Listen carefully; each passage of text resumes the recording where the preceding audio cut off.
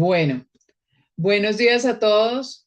Muchas gracias por estar presentes en este ciclo de conferencias.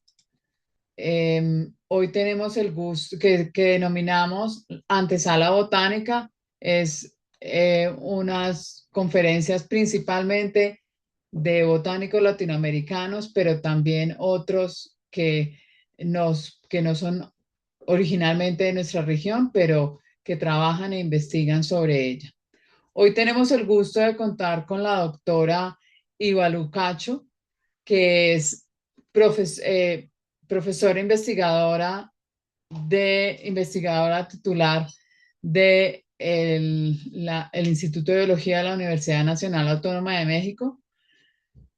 Ivalu realizó sus estudios de licenciatura en biología en la Universidad Nacional Autónoma de México y después fue a Estados Unidos a la Universidad de Wisconsin a realizar su doctorado.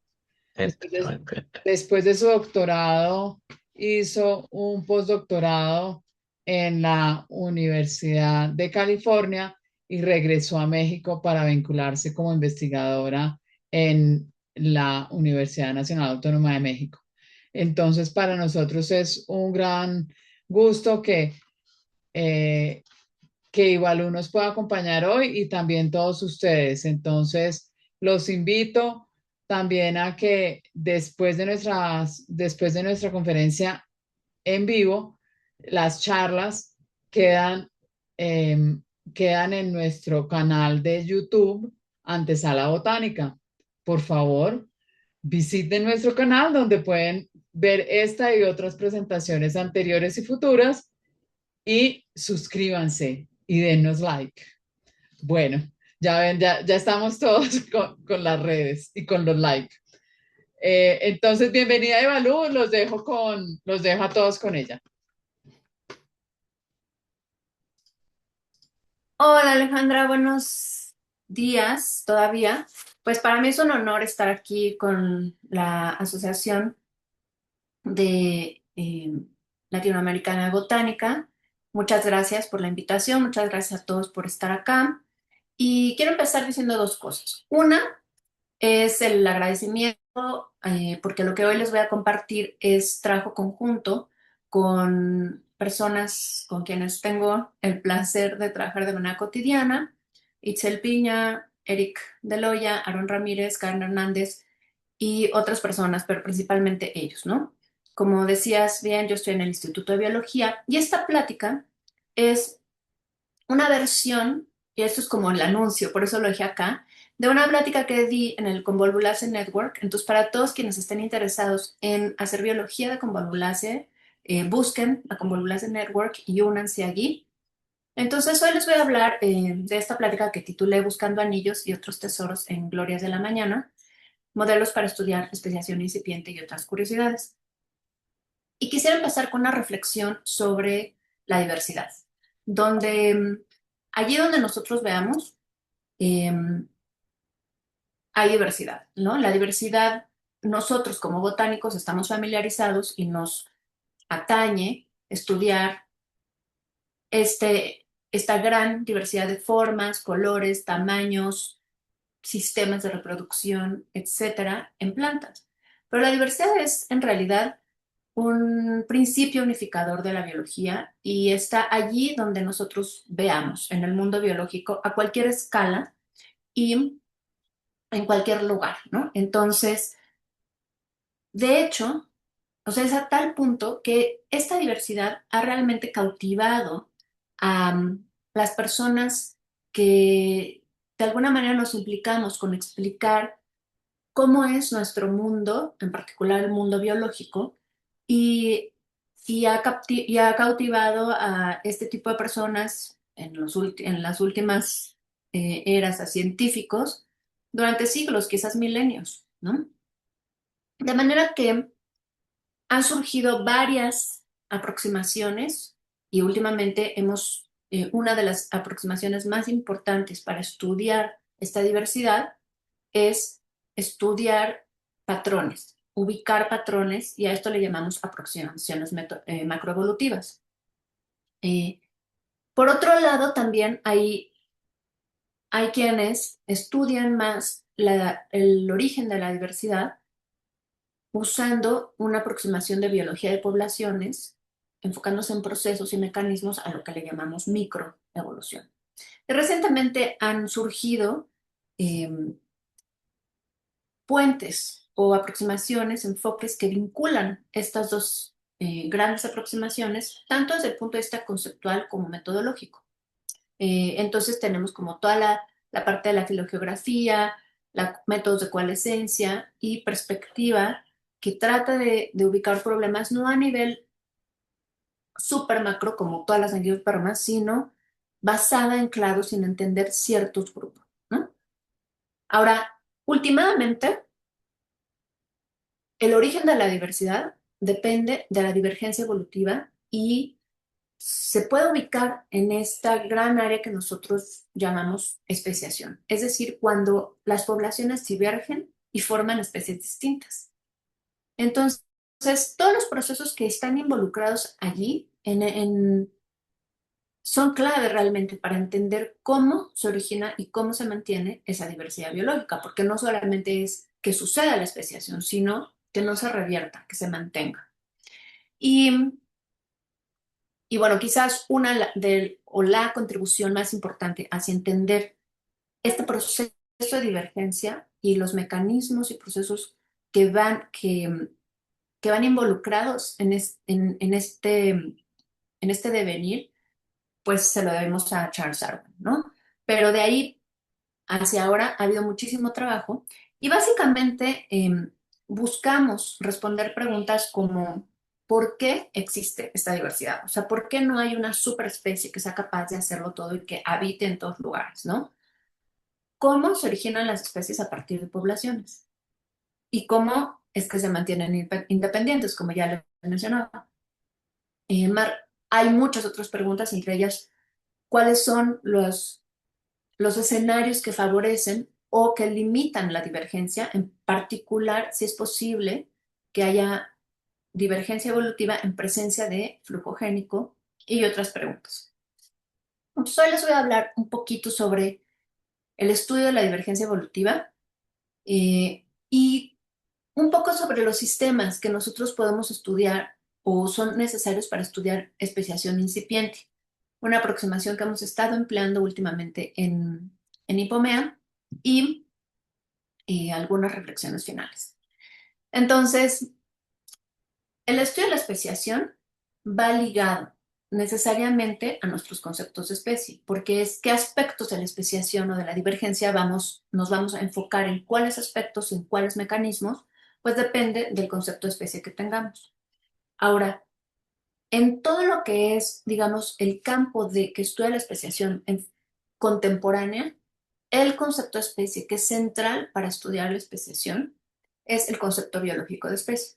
Es decir, en el que se consideran especies distintas a conjuntos de poblaciones que están aisladas reproductivamente y que entre sí, ¿no?, están cohesivas de alguna manera reproductivamente. Entonces, es central para este concepto el aislamiento reproductivo. Aquí dejé las iniciales en inglés, RI, de Reproductive Isolation, porque es como lo van a ver en mucha de la literatura. Este, y entonces podríamos definir bajo este concepto a la especiación como el proceso mediante el cual evoluciona el aislamiento reproductivo.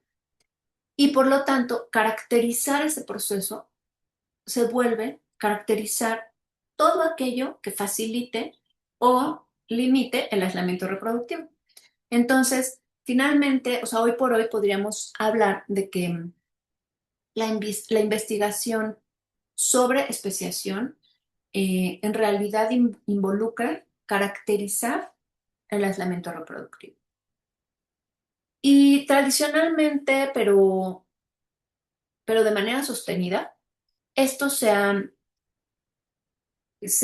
traduce en evaluar a lo largo de todo el posible ciclo de vida dónde emergen las barreras que pueden surgir y limitar o eh, prove- promover que dos entidades estén aisladas reproductivamente.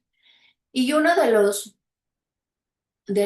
y entonces aquí es donde varía en función del sistema de estudio qué puntos son importantes, ¿no? Entonces, por ejemplo, aquí hay un ejemplo de un animal, un vertebrado, y evidentemente aquí un punto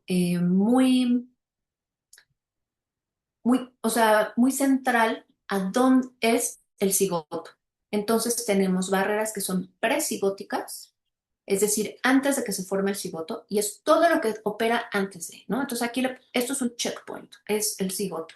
Y por otro lado están todas las barreras que pueden surgir después de, de que se forme el cigoto.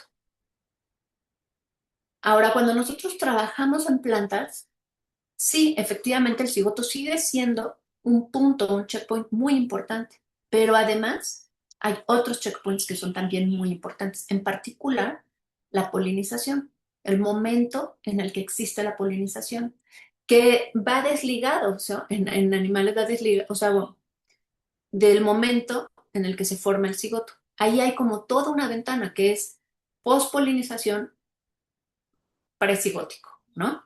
En animales, en algunos animales también está disociado el momento de la cópula del momento de la fertilización y de la formación del cigoto.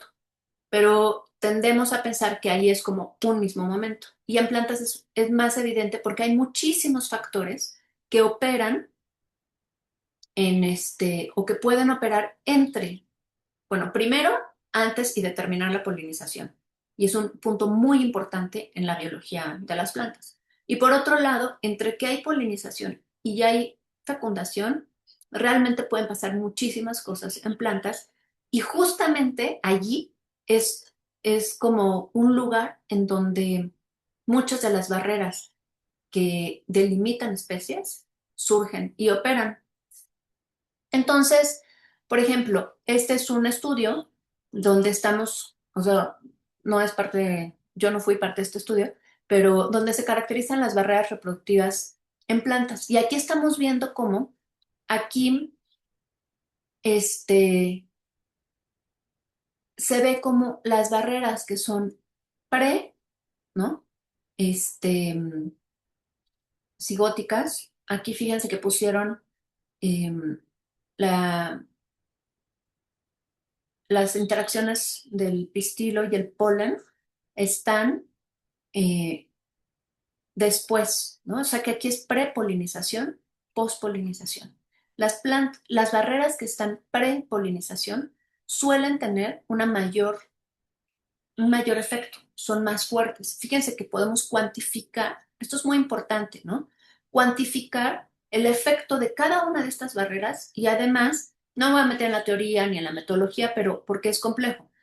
Ya se imaginarán que existe toda una diversidad de formas de cuantificar las barreras y de además ponerlas en su conjunto y cuantificar el aislamiento reproductivo integrando todas estas barreras.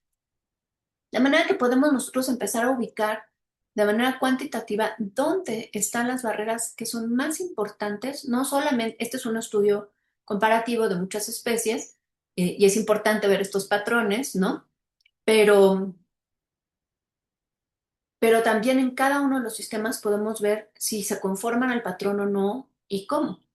Entonces, esta es una de las razones por las que el concepto biológico de especie es el que ha prevalecido, digamos, en cuanto a investigación en especiación.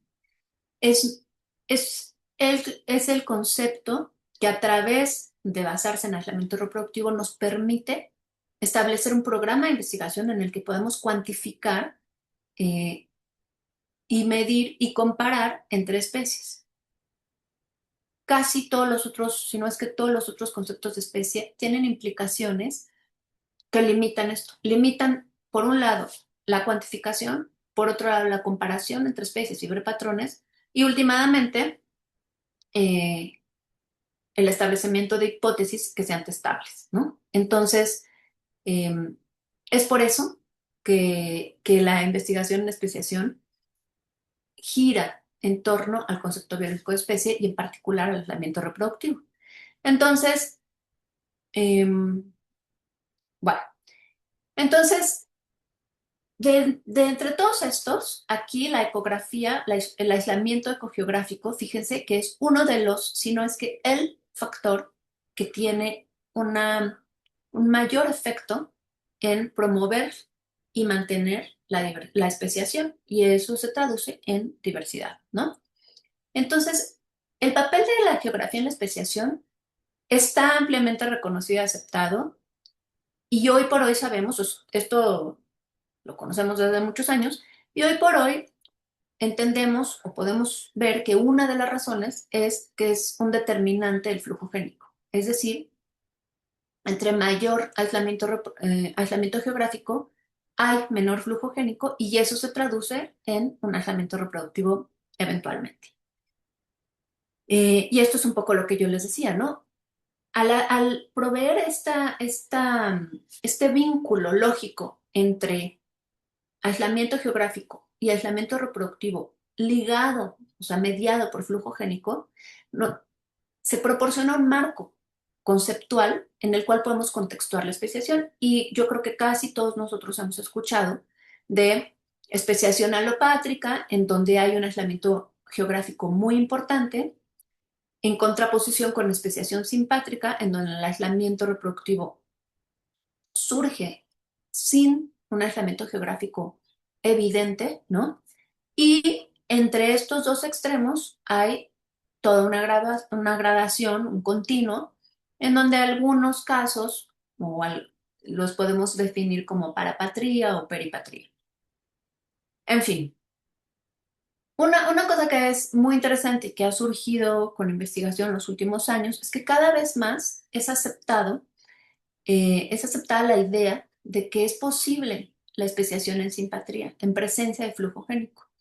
Y aunque los casos que hemos logrado documentar de manera eh, cabal y son pocos, tanto la teoría como la, la, el empirismo, ¿no? Los ejemplos empíricos van siendo cada vez mayores de, de este caso, ¿no? Ahora, ¿dónde estudiamos especiación? ¿Qué sistemas biológicos podemos usar para estudiar especiación? Pues son muchísimos los sistemas porque podemos estudiar especiación a lo largo de todo ese proceso, en puntos diversos de ese proceso. Desde usar especies que son eh, reconocidas y que cualquiera las reconocería como especies ya con su identidad propia y aisladas reproductivamente, hasta estudiar sistemas que están en una fase temprana, incipiente de ese proceso. Y a lo largo de todo ese continuo podemos estudiar. Entonces, una de las cosas que hemos visto es que hay una relación directa entre distancia genética y aislamiento reproductivo. Entonces, podemos escoger especies que estén a lo largo de cualquier punto de este continuo. Y evidentemente, si tenemos especies que ya admitimos como distintas, bueno, pues entonces ahí podemos jugar y caracterizar dónde está ese aislamiento y qué tan fuerte es, ¿no? Eh, Muchas veces el aislamiento, como les mostraba en la diapositiva anterior, es ecogeográfico, es decir, que, que si nosotros juntamos a individuos de especies que están aisladas geográficamente, no existen más barreras que ese aislamiento. O pueden existir otras barreras que ya hayan evolucionado, ¿no? Y podemos ver y cuantificar hasta qué punto, dónde y hasta qué punto esas barreras ejercen un efecto sobre el aislamiento reproductivo. Pero, y mucho del estudio de la especiación es así. Pero pero el reto realmente es estudiar las fases tempranas. O sea, ¿cómo podemos saber si un sistema biológico tiene potencial de dar lugar a dos especies? ¿Y qué mecanismos operan ahí? Antes de que exista aislamiento ecogeográfico, antes de que exista esas, digamos, mecanismos que ya sabemos muy bien que operan. Entonces, localizar esos sistemas en donde pueda haber potencial para especiación, es decir, fases tempranas en donde todavía no es evidente que hay especiación, es muy complejo. Eh, en parte porque esos sistemas son difíciles de encontrar, ¿no? Eh, y eso se traduce en que las etapas tempranas de la divergencia evolutiva son poco estudiadas. Es decir, estamos hablando de esta parte en donde todavía no hay, digamos que elementos claros que apunten a que pueda haber un caso de divergencia evolutiva que además eh, desemboque en especiación, porque puede haber sistemas en donde hay divergencia, pero después aquellos mecanismos que están promoviendo la divergencia este, dejan de operar y entonces todo eso se vuelve como a unir en un mismo, como en una misma población, ¿no? Entonces, ¿qué pasa con estos sistemas? Bueno, hay varios retos, ¿no? Para ubicar estos sistemas. Uno es que esos sistemas son inherentemente inestables, o sea, todavía de hecho, pueden ocurrir en áreas del paisaje que son muy dinámicas. Y entonces puede ser que haya divergencia y se colapse, como les platicaba, ¿no? Y para poder estudiar estos sistemas necesitamos tener un muestreo muy amplio. Y eso tiene implicaciones o limitaciones, digamos, técnicas y logísticas, ¿no? Por otro lado, tenemos la taxonomía, que muchas veces es nuestra amiga porque nos permite, por ejemplo, cuando hay especies en donde hay variedades descritas o subespecies descritas, podemos ubicar, existe en estas subespecies alguna estructuración que nos permita inferir o que hay divergencia, pero a veces no, a veces llamamos cosas distintas, llamamos una misma especie o le ponemos el nombre de una especie a un montón de diversidad y si no nombramos esa diversidad es como si no existiera, o sea, somos ciegos ante ella. Entonces el tipo de taxonomía y cómo la hacemos es muy importante. Puede jugar a nuestro favor para ubicar y diversidad o puede jugar en contra si quien describe la especie dice eso, todo es una especie y no nos vamos a molestar en ver si hay alguna estructura, ¿no? También dentro de la parte de la logística, muchas de las especies que tienen distribuciones que atraviesan fronteras políticas, o sea, países, imponen retos logísticos fuertes para su estudio. Y si bien los sistemas que nos permiten captar todo el proceso de divergencia son altamente informativos, pueden ser muy difíciles de ubicar, ¿no? Entre estos están las especies anillo. Estos son el modelo de especie anillo, plantea que hay una población ancestral o parental que empieza a divergir a lo largo de una barrera, o sea, rodeando una barrera de hábitat que no es que propicio para la especie, que no está disponible para la especie, de tal suerte que cuando las poblaciones de estos dos frentes se encuentran, ya surgieron ciertas barreras eh, al flujo génico que mantienen a estas dos poblaciones separadas, a pesar de que mantienen o pueden mantener o compartir información y genes a través de esta cadena de población. Estas especies, si se dan cuenta, son muy importantes, este tipo de especies, porque capturan el proceso de divergencia en la geografía. Y ya otros han puntualizado como estas formas en las que están ligadas, ¿no? O poblaciones que están ligadas unas a otras y que todavía no las podemos, ¿no? No les podemos asignar el rango de especies como tal, pero que hay gradaciones intermedias, son súper importantes, ¿no? Eso lo decía Darwin, y Mayer los llamaba a estos sistemas las demostraciones perfectas de la especiación.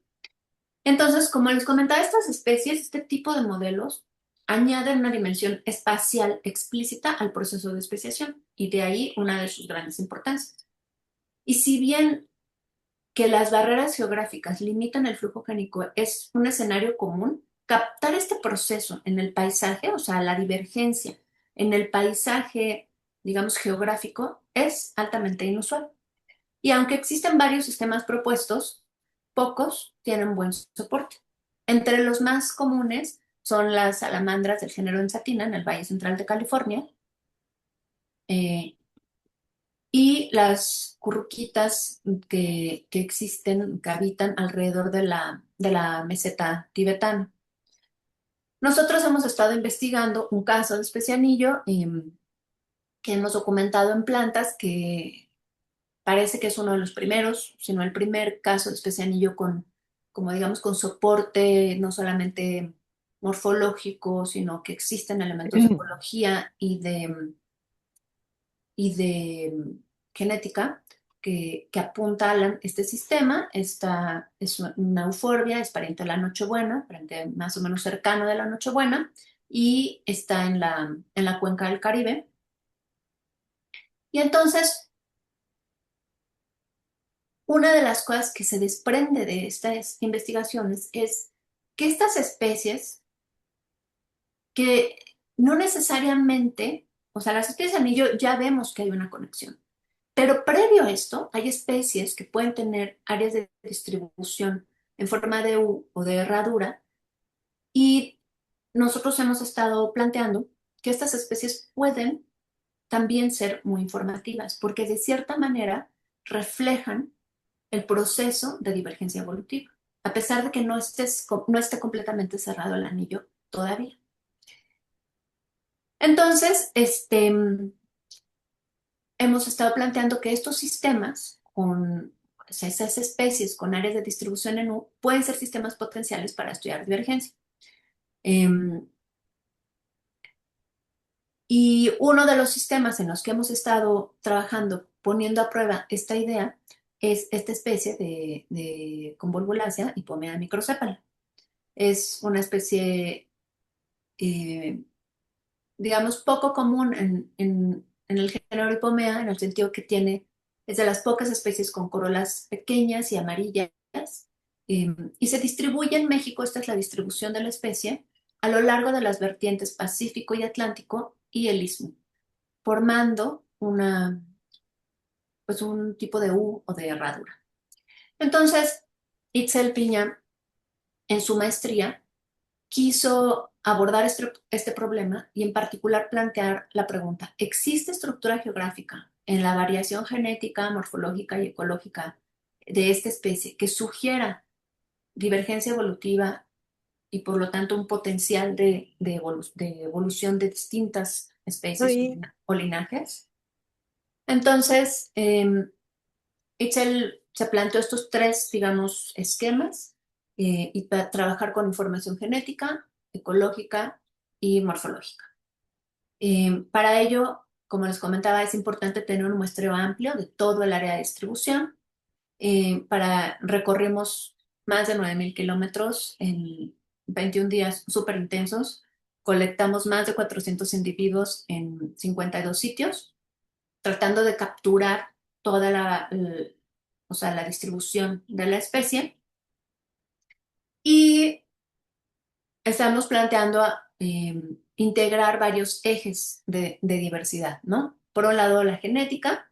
Aquí el tipo de datos que se utilizaron fueron datos genómicos de RADseq. Para ello solo empleamos 190 de los 400 individuos que muestramos, incluyendo 8 grupos externos, o sea, parientes cercanos, para usarlos como grupos externos. Utilizamos como genoma de referencia hipomeanil, que está secuenciado, y obtuvimos una matriz final de SNPs, de más de 83.000 SNPs, que solo tiene el 27% de datos faltantes. Esto es importante porque para este tipo de datos, esta matriz es de muy alta calidad. En esta parte utilizamos dos tipos de enfoque, o les voy a platicar hoy dos tipos de enfoque. Uno que es filogenético, utilizando máxima verosimilitud para inferir árboles, y otro es un enfoque de poblaciones, en donde se implementaron análisis de componentes principales, evaluación de FCTs, y otros análisis. Los datos de clima se basan en datos de presencia y 19 variables bioclimáticas que están en la base de datos de WorldClim, y concluimos con algunos modelos de nicho Y finalmente, para la parte de la morfología, utilizamos 190 imágenes provenientes de los mismos individuos y una aproximación de morfometría geométrica, estableciendo dos semi-landmarks, dos landmarks, perdón, uno que son, o sea, en la terminología de la morfometría geométrica se les determina homólogos, y nosotros los pusimos en la inserción del peciolo con la base y en el ápice de la lámina, y 70 semi-landmarks, que son landmarks que son equidistantes y se ponen entre estos dos landmarks homólogos. Entonces fueron 35 de cada lado. Para esto se hicieron análisis de procrustes y bueno, les voy a presentar un poco lo que Itzel encontró. Primero, eh, tenemos una filogenia con buena resolución y una estructura geográfica, una estructuración geográfica clara. Aquí podemos ver cómo las accesiones que vienen del Pacífico Norte son, digamos, hermanas al resto de todas las accesiones, y ahorita les puedo mostrar con un poco más, una filogenia un poco más simplificada, podemos ver que hay una estructura anidada, como si fueran cajitas, de manera que las accesiones que están, por ejemplo, en esta parte de Chiapas y el Istmo, provienen, ¿no? Están, digamos, son hermanas, o sea, derivaron de accesiones que previamente colonizaron el Atlántico, que a su vez provienen de accesiones del Pacífico Sur y estas del Pacífico Central, y estas son hermanas, como les decía, al resto, o sea, y hermanas al resto están estas accesiones que son del Pacífico noroeste. Esto nos permite como inferir que el posible lugar en donde evolucionó esta especie de su especie hermana, aquí solo dejamos a Minutiflora para que se pueda ver mejor, es el Pacífico, en particular posiblemente el Pacífico noroeste de México. También, como les decía, esta estructura anidada nos permite, o sea, cumple con la regla de progresión en biogeografía, en donde podemos establecer como una serie de cómo fue colonizando esta especie el Pacífico, viajando hacia el sur, luego hacia el norte y teniendo aquí colonizando posteriormente el sur o del Istmo y el sur del Pacífico. Y más aún, podemos ubicar que existen tres frentes de divergencia, de posible divergencia, ¿no? Uno hacia el norte, un por el Pacífico Oeste, otro hacia el norte por el Atlántico y otro hacia el sur por el Pacífico, ¿no? Hacia Guatemala. Entonces, es como el primer resultado. Pero también vemos que la variación genética tiene estructuración geográfica cuando incluso si solamente la vemos crudamente, sin utilizar modelos que vayan o que lleven una implicación filogenética, ¿no?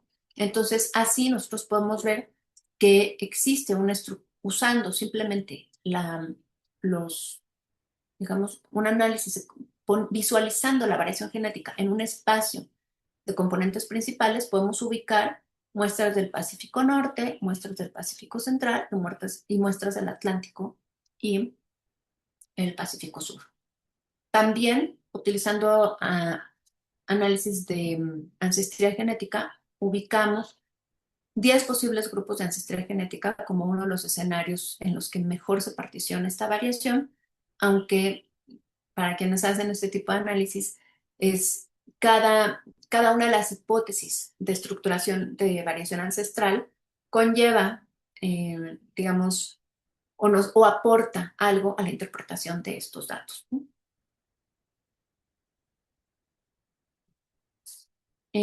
Cuando evaluamos los valores de FST, es decir, qué tanto, cuál es la diferenciación genética entre los distintos pares de poblaciones. Y aquí quiero hacer un paréntesis. Aquí utilizamos 11 poblaciones, decidimos separar unas de estas poblaciones que estaban en el istmo para porque finalmente existe ahí también una estructura geográfica eh, y filogenética, aunque los análisis de ancestría acá no lo reconozcan como dos grupos separados, podemos nosotros ver que existen dos clados distintos. Entonces aquí utilizamos 11 poblaciones y cuando vemos cómo ese aislamiento o diferenciación genética existe, se da o está presente entre pares de poblaciones, una vez más, vemos que estas poblaciones del Pacífico Norte son muy distintas, están muy diferenciadas del resto y en particular, pues la diferenciación genética con poblaciones, entre poblaciones, por ejemplo, del Istmo, con estas poblaciones ya se ve una diferenciación genética bastante fuerte, ¿no? Este, Y lo mismo, hay cierto gradiente geográfico, ¿no? Una vez más, la geografía juega un papel estructurador en este sistema, en esta especie, y esto se corrobora, ¿no? Con una prueba de Mantel significativa en la que la distancia genética está correlacionada con la distancia geográfica. Eh, Esta prueba de Mantel justamente lo que nos revela es que existe un aislamiento por distancia en esta población, que va de la mano con la regla de la progresión de biogeografía, que inicialmente fue descrita por Willy Hennig, ¿no? Y por la filogenia y los distintos pedacitos de evidencia que les he ido mostrando.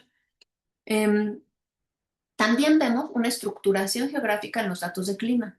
Es decir, cuando vemos las poblaciones en un espacio climático, nosotros vemos que no están distribuidas al azar. Se pueden realmente ver distintos grupos que se mantienen en este espacio climático. Este espacio climático vale la pena señalar que está determinado principalmente por variación en la estacionalidad en la precipitación y en la precipitación del mes más frío, es decir, la precipitación en invierno, así como la temperatura, la estacionalidad en temperatura y la temperatura en el mes más cálido, que acá es en verano, ¿no? En julio, agosto, quizás mayo, ¿no?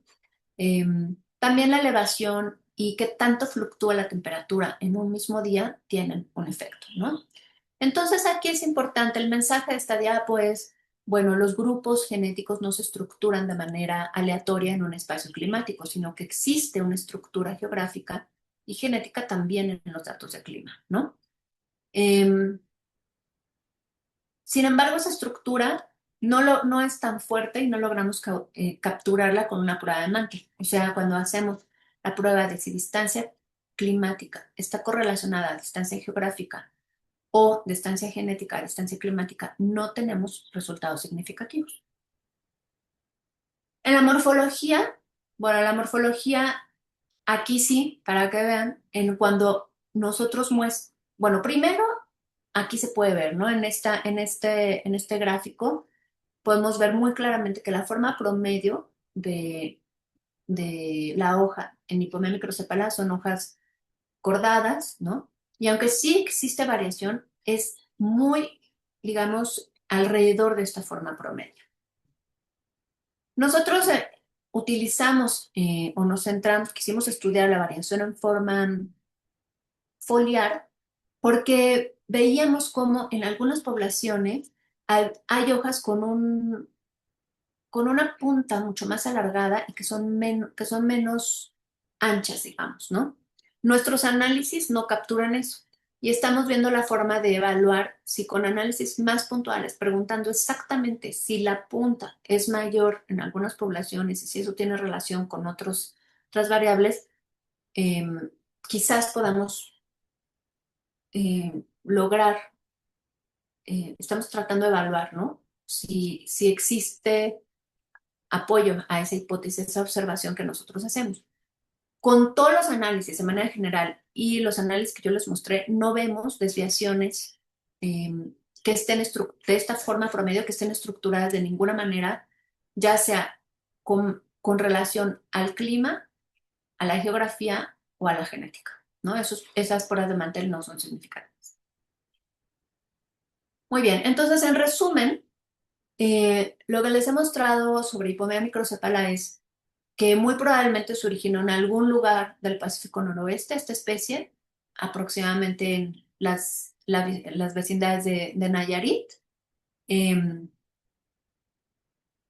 Desde ahí empezó a colonizar, ¿no? A viajar hacia el sur por el Pacífico, colonizó el Atlántico y posteriormente está colonizando, em, digamos que el sur del Pacífico y posiblemente extendiéndose hacia Guatemala.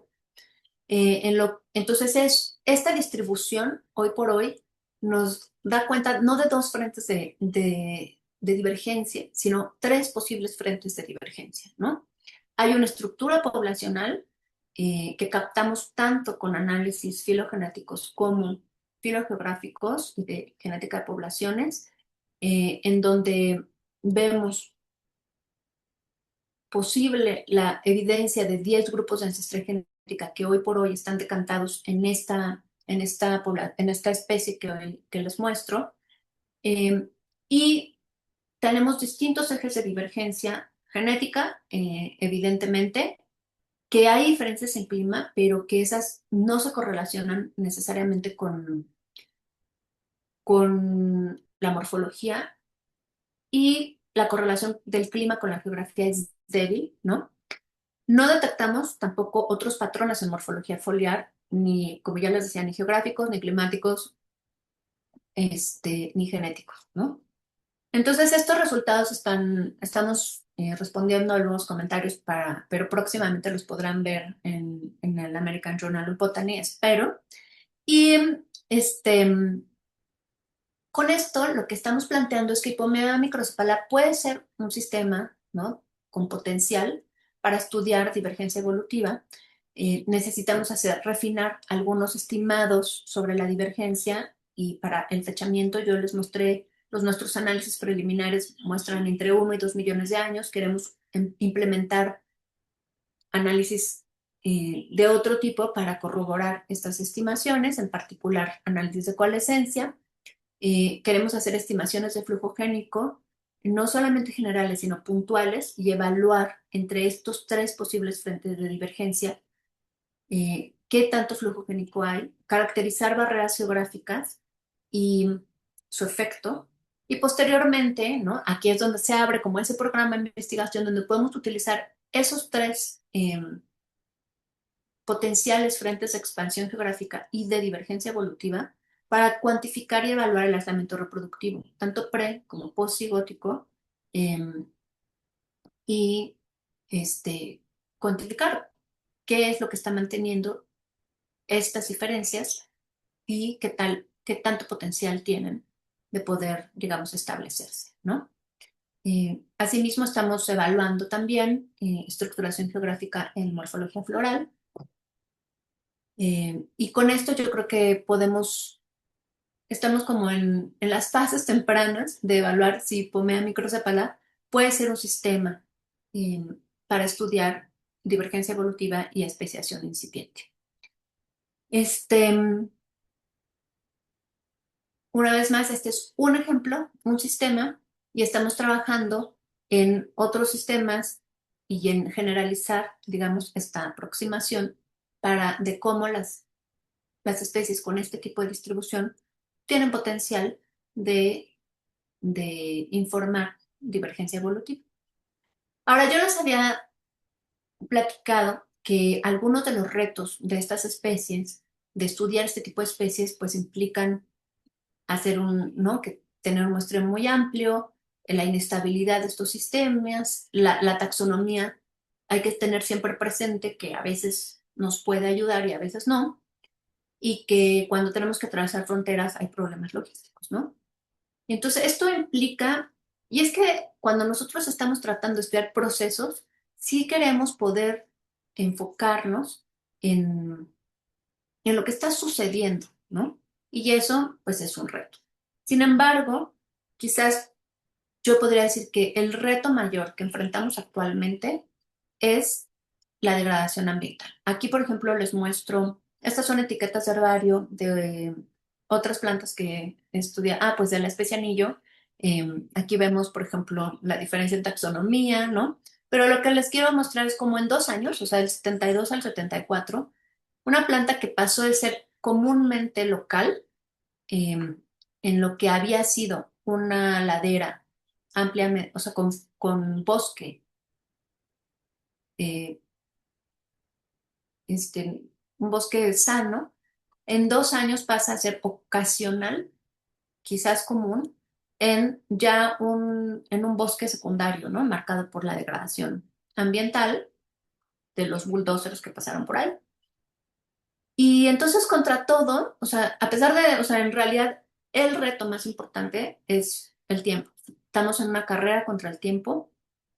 Y bueno, no les tengo que decir que además de la degradación del hábitat y que queremos construir casas en todos los lugares, pues estamos enfrentando un problema de cambio climático muy fuerte, ¿no? Em, y bueno, quisiera concluir con una nota bonita y feliz sobre otros proyectos, otros tesoros que estamos trabajando en el lab, siempre con esta aproximación integradora, integrando morfología, ecología, evolución y enfocándonos mucho en el género Ipomea. Em, bueno, ya les platiqué sobre la tesis de maestría de Itzel, ella ahorita está interesada también en investigar otras cosas que tienen que ver con morfología y biología floral. Eric está haciendo mucho trabajo en toda la parte de distribuciones, la parte que les platiqué de distribuciones es trabajo que Eric está desarrollando. Aaron está investigando en su doctorado cuestiones con estructuras de perenación, y Karen está desarrollando toda una línea sobre los nectarios extraflorales. Aquí podemos verlos con sus gotitas de néctar. Em, Tenemos poca información sistematizada sobre las semillas que nos permita parametrizar modelos sobre dispersión y otras cosas, no solamente en hipomea, sino con válvulas en general. Entonces, Yamile ha estado como aportando su granito de arena, tratando de sistematizar lo que tenemos en el herbario aquí, en el MEXU, y en general sobre semillas en hipomea, centrado fundamentalmente en México. Y todos estos análisis, como les digo, tenemos una visión que integra evolución, entonces utilizamos filogenia, ecología, morfología, y pues siempre estamos abiertos y interesados en colaborar.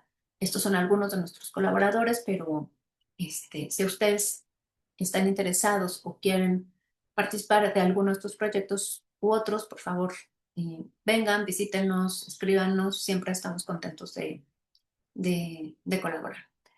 Y bueno, con eso, bueno, quisiera terminar agradeciendo a todas las instituciones que han hecho posible lo que les he platicado hoy. Un montón de personas que mantienen y defienden los herbarios y las colecciones. eh, Como ven, muchas de estas son de Latinoamérica. Un montón de personas que nos ayudan y con quienes tenemos el placer de compartir experiencias de campo. Y bueno, en particular yo a todos mis estudiantes y colegas que hacen posible hacer esto. O sea, esto es un trabajo en equipo, nadie solito puede nada, ¿no? Y bueno, con eso cierro y si tienen preguntas, pues con mucho gusto intentaré responderlas. Espero lograrlo. Muchísimas gracias, Ivalu, por esa charla tan bonita y tan inspiradora. Quisiera darle la palabra a los asistentes para que, si tienen preguntas, por favor levanten la mano y le daremos la palabra para que compartan sus preguntas. ¿Preguntas? No. Yo tengo una pregunta entonces y de Sí, pronto otros se unen más adelante. Em, al parecer la diversidad morfológica no es muy grande en la distribución geográfica de la especie. Em, pues por lo menos en las hojas hay modificaciones del color de las flores, de la forma de crecimiento, o cómo, ¿Por qué decidiste que este podría ser un buen modelo si no hay diferenciación? Porque yo tengo muchos casos de diferenciación morfológica. Desafortunadamente no, hoy me inspiré de regreso a trabajar en el sistema, pero ¿por qué te inspiraste a estudiar diferenciación en especiación incipiente si no hay diferenciación morfológica? ¿Cómo se te Ujú. ocurrió a ti que podría estar habiendo diferenciación genética? Pues mira, esa es con una súper buena pregunta. Y es de estas cosas que nosotros sabemos que hay muchas especies crípticas, ¿no? Eh, y muchas veces lo que sucede es que cuando uno está tratando de estudiar otras preguntas, de pronto se encuentra con que esta especie en realidad no era una especie, sino eran dos especies, o eran dos linajes o más, ¿no? Entonces, como eso por un lado. Por otro lado, nosotros queremos estudiar las fases tempranas y muchas veces las diferencias morfológicas evolucionan después de las, sí, como en este, digamos, en este proceso de divergencia. La divergencia morfológica no necesariamente es lo primero que surge. De hecho, una de las barreras más importantes, como les presenté, es la diferenciación ecogeográfica.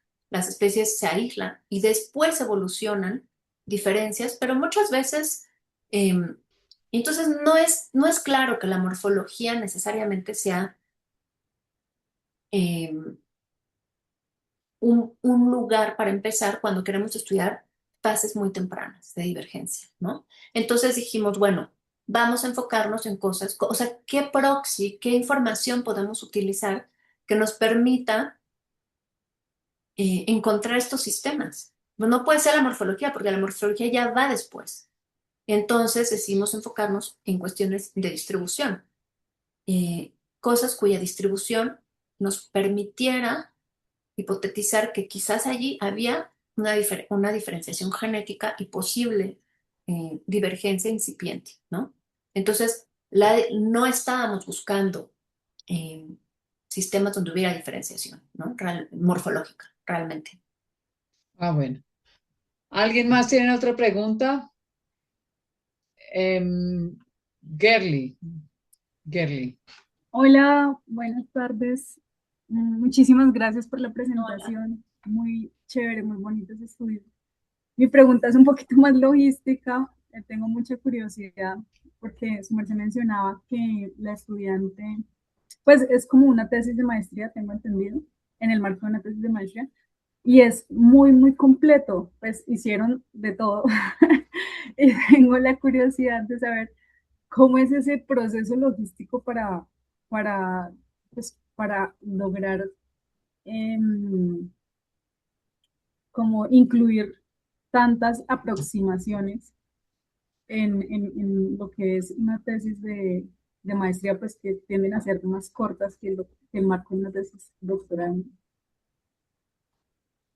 Bueno, pues aquí la verdad es que, ¿qué te puedo decir? O sea, es disciplina, constancia y muchísimo trabajo. O sea, realmente es pues es una máquina y entonces trabaja bien y rápido, ¿no? Y suerte. O sea, el hecho de que sí hubo poblaciones en las que fuimos, que no encontramos porque había una parte donde había habido un huracán, pero entonces ella fue al herbario y obtuvo muestras de esa zona, o sea, pero sí, o sea, cuando uno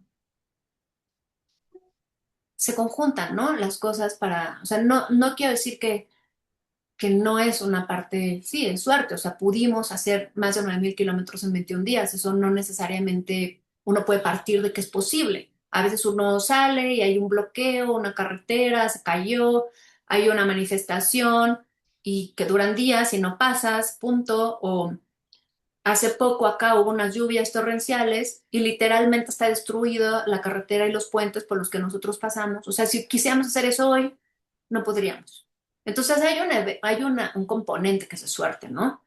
En ese momento en el que se le está trabajando, nuestro servidor funcionaba. Hoy por hoy, llevamos 6 meses, en el Instituto de Biología no hay un servidor para hacer análisis. O sea, hay una serie de contingencias que han surgido que si quisiéramos hacer este estudio hoy, no se podría. Pero cuando lo hicimos, eso no pasó.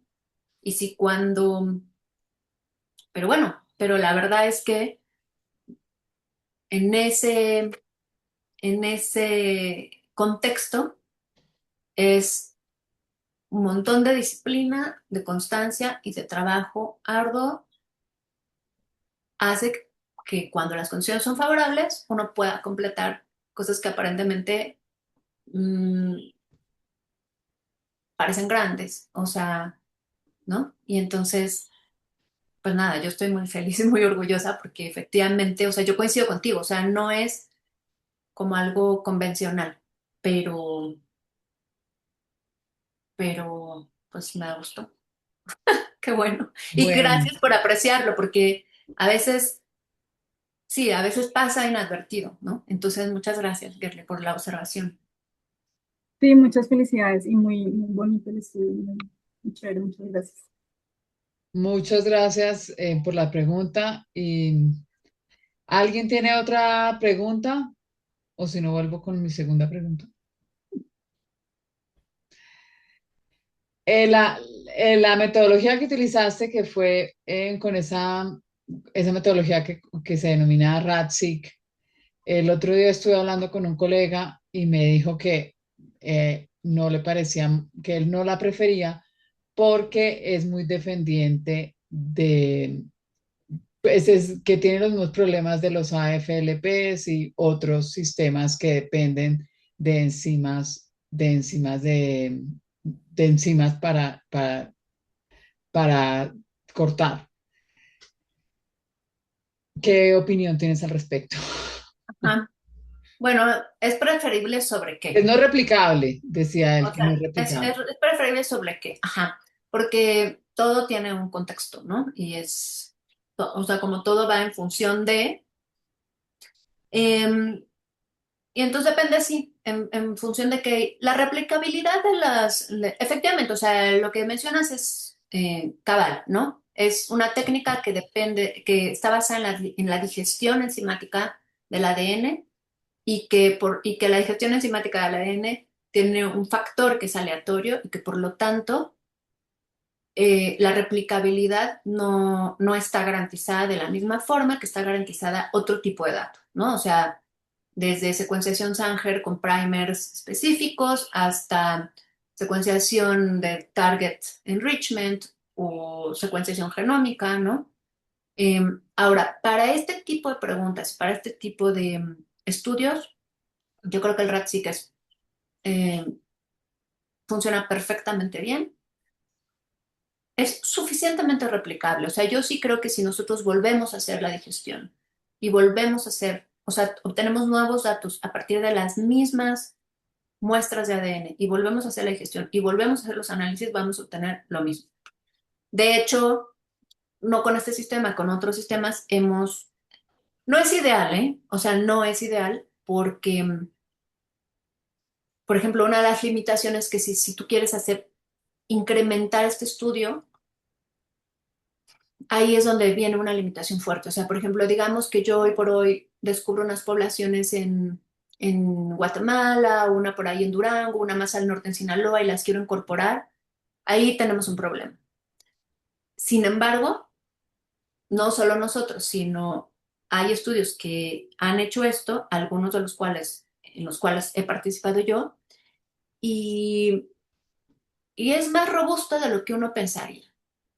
Y aquí es una de las cosas que entra como la teoría y la práctica, ¿no? O sea, la teoría diría no es replicable, la replicabilidad está comprometida tal, y es verdad. Pero por otro lado, es como el bootstrap de 60%. El bootstrap de 60%, sí, no es confiable, 60% no es lo mismo que 100 tal, pero aún es 60%. Si tú vuelves a hacer ese análisis, ese clado va a estar ahí. Eso no es que no valga. Claro, no tiene. Entonces, así es un poco el RATSI, que es como no es ideal, va a haber ruido, vas a perder muchos datos cuando tratas de unir dos sets de datos que fueron derivados en momentos distintos y vas a perder muchos datos ahí, pero los datos que tengas van a seguir siendo muy probablemente suficientes o más que suficientes para responder la pregunta que quieres. Ahora, si tú ya quieres responder otro tipo de preguntas, entonces no obtengas datos de RADSIC. Obtén otro tipo de datos en donde aquí efectivamente el tiempo, por ejemplo, no lo puedes hacer en el tiempo que hicimos nosotros. O sea, hay que, ya sea por cuestiones computacionales, o sea, necesitas, para hacer, por ejemplo, genome skimming, necesitas un genoma, un pariente más cercano, un genoma de mejor calidad, mejor ensamblado, mejor anotado. Eso no lo tenemos todavía, ¿no? O para hacer el target necesitas mucho más tiempo, quizás más dinero también, y un poder computacional mayor y una expertise mayor, y eso ya no es realizable dentro del marco temporal y conceptual y todo, que es una maestría, ¿no? Ahora, si nosotros lo que queremos es ubicar, esto es un posible sistema de divergencia, ¿hay divergencia o no? Sí, no, y cómo se estructura la variación, los datos de RADSIC son perfectamente adecuados para el tipo de pregunta que queremos responder, ¿no? Entonces, pues depende de la pregunta, pero sí, o sea, la observación es importante, este tipo de datos no son perfectos, como ningún tipo de dato es perfecto para toda pregunta, ¿no? Para esta pregunta es adecuado. Bueno, muchísimas gracias. Me sentí muy identificada con el tema de las bootstrap de 60%. Bueno, Gerly, te voy a recomendar que te comuniques con Ivalú. Ella seguramente si buscas por su nombre encontrarás sus datos de, de contacto en el internet porque vamos a tener que cerrar nuestra sesión de hoy para dejar descansar a nuestra conferencista, agradecerle a todos los que nos acompañaron hoy, a aquellos que son recurrentes, los invitamos a que nos promocionen y a aquellos que vinieron hoy por primera vez que continúen acompañándonos. Muchas gracias también a Ivalu por invitarnos a colaborar a colegas y estudiantes. Estoy, sin duda, es una muy bonita invitación. Y entonces nos despedimos en esta ocasión. Voy a parar la grabación.